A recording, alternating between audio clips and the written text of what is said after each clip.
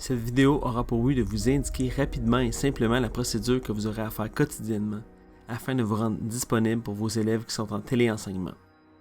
Chaque matin, vous aurez à vous connecter à Teams. Démarrez le logiciel qui se trouve sur votre bureau. Une fois ouvert, vous devriez avoir devant vous l'interface principale. Si ce n'est pas le cas, entrez votre nom d'utilisateur et votre mot de passe, les mêmes qui sont utilisés au centre pour vous connecter au réseau scolaire. Une fois l'interface principale ouverte, assurez-vous que l'onglet « Conversation » est bel et bien sélectionné. Vous n'avez rien de plus à faire pour vous rendre disponible aux élèves. Vous êtes maintenant prêt à recevoir des questions ou à intervenir auprès d'eux.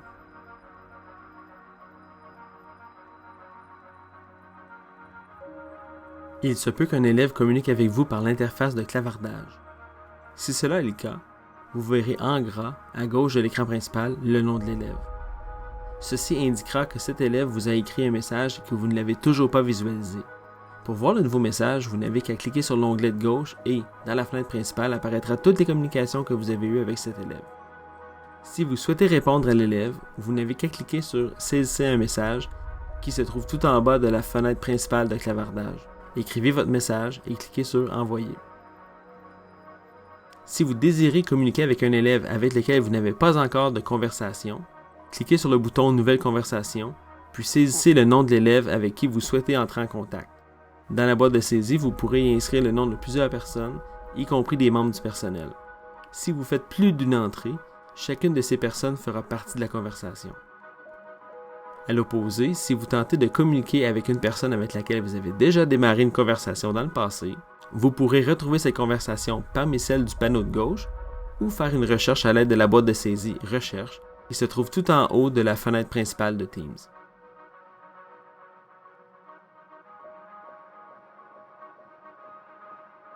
Pour partager un document ou une image à un élève, vous devez d'abord identifier le fichier à envoyer. Ouvrez votre explorateur de fichiers et rendez-vous dans le dossier dans lequel figure le fichier à envoyer. Ensuite, faites glisser le fichier dans la boîte de saisie de texte et cliquez sur « Envoyer ». Cela enverra immédiatement le fichier à votre élève et en partagera son accès. Si le fichier est modifiable, vous pourrez tous les deux ouvrir le fichier en même temps dans Teams. Ainsi, il vous sera possible de travailler sur le document simultanément et en temps réel avec l'élève. Vous pourrez apporter les changements au document et ceux-ci seront automatiquement vus par l'élève. Il lui sera aussi possible d'apporter les changements au document, changements que vous verrez aussi en temps réel. Pour laisser un commentaire dans le document, sélectionnez la partie du texte sur laquelle vous souhaitez faire un commentaire. Cliquez sur l'onglet « Révision », puis sur « Nouveau commentaire ». À droite du document s'ouvrira une boîte de dialogue dans laquelle vous pourrez saisir le commentaire en question. Si vous désirez voir la fenêtre de clavardage sans quitter le document, cliquez sur le bouton « Conversation ». Dans ce panneau, il vous sera possible de clavarder avec l'élève avec qui vous avez partagé votre document, tout comme dans la fenêtre de clavardage principale. Si vous souhaitez sortir du document et revenir à la fenêtre de clavardage, tout ce que vous aurez à faire est de cliquer une fois sur l'onglet « Conversation ». Si vous avez envie d'accéder à un fichier précédemment partagé, cliquez sur l'onglet « Fichier ».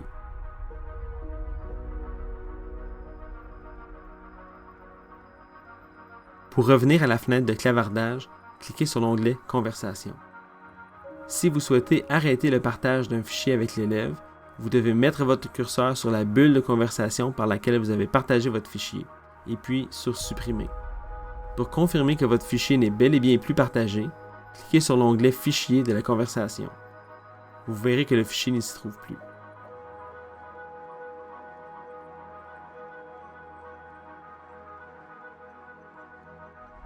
Si vous souhaitez communiquer par l'entremise d'un appel vidéo, adressez-vous d'abord à l'élève par l'entremise de la fenêtre de clavardage. Il vous est recommandé de planifier votre rencontre vidéo avec l'élève avant de la démarrer. Une fois que cela sera fait, cliquez en haut sur le bouton d'appel vidéo. Une fois lancé, certains contrôles s'offrent à vous.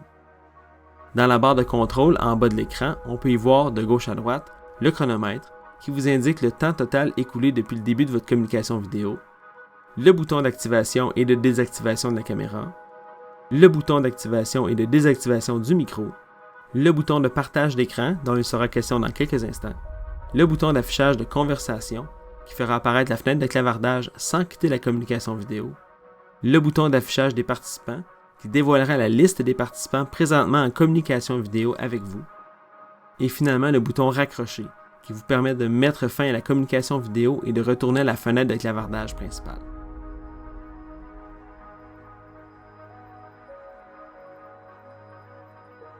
Si vous souhaitez partager votre écran, cliquez sur le bouton de partage. Sélectionnez Bureau pour partager tout le contenu de votre écran. En d'autres mots, les participants verront exactement ce que vous voyez à votre écran en temps réel. Si vous choisissez parmi les fenêtres, les participants ne verront que le contenu de cette fenêtre spécifique, même si vous voyagez d'une fenêtre à l'autre.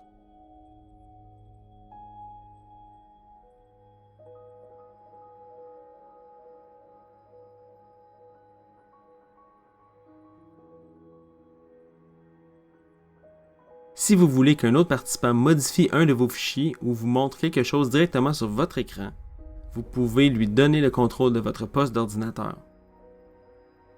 Faites glisser votre curseur tout en haut de votre écran pour faire apparaître la barre d'outils de partage si celle-ci n'est pas visible. Dans la barre d'outils de partage, cliquez sur « Donner le contrôle ». Sélectionnez le nom de la personne à laquelle vous voulez céder le contrôle. Teams enverra une notification à cette personne pour l'informer que vous partagerez le contrôle avec elle.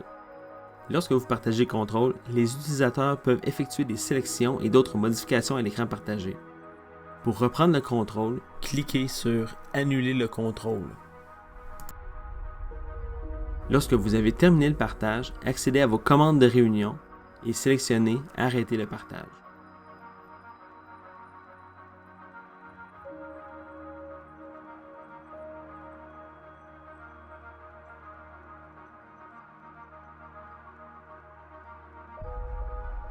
Advenant une absence de votre part ou tout simplement si vous souhaitez ne pas être dérangé, voici 3 moyens que vous pourrez utiliser pour en informer vos élèves. D'abord, vous pouvez changer votre statut.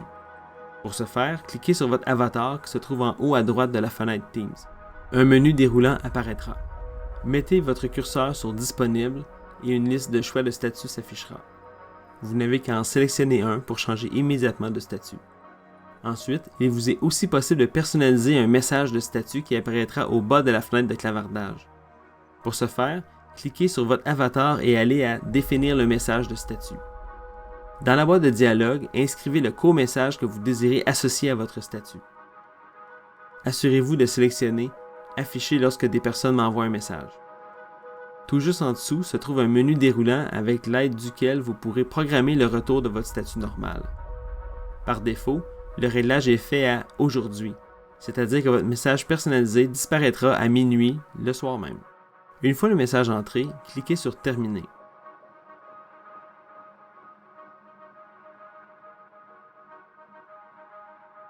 Si vous souhaitez que votre absence soit marquée lors d'un appel vidéo ou audio, vous devez entrer un message d'accueil personnalisé. Cliquez sur votre avatar et accédez aux paramètres. Ensuite, accédez à la section « Appel ». Pour l'instant, ne touchons pas aux différentes options. Nous y reviendrons sous peu. Cliquez sur le bouton « Configurer la messagerie vocale ». Assurez-vous que le premier menu déroulant affiche « Lire votre message d'accueil et mettre fin à l'appel » et que la langue du message d'accueil par défaut est « Français Canada ». Dans les options de message de synthèse vocale personnalisé, inscrivez un message d'accueil dans la boîte de saisie du haut et un message d'absence dans la boîte de saisie du bas. Ces textes seront respectivement lus par l'ordinateur quand vous serez sur vos heures de travail, mais que vous aurez manqué un appel, ou lorsque vous voudrez signaler que vous n'êtes pas en service en ce moment. Pour vous assurer que le second message soit entendu lors de votre absence du travail, cochez la case « Tout le temps ». N'oubliez pas de retirer le crochet dès votre retour au travail. Finalement, si vous souhaitez que la boîte vocale s'active automatiquement sans que cela sonne lors d'un appel entrant, sous « Règles de répondeur automatique », utilisez le bouton radio pour sélectionner l'option « Transférer mes appels ». Ainsi, ceux-ci entendront immédiatement le message d'accueil ou le message d'accueil d'absence.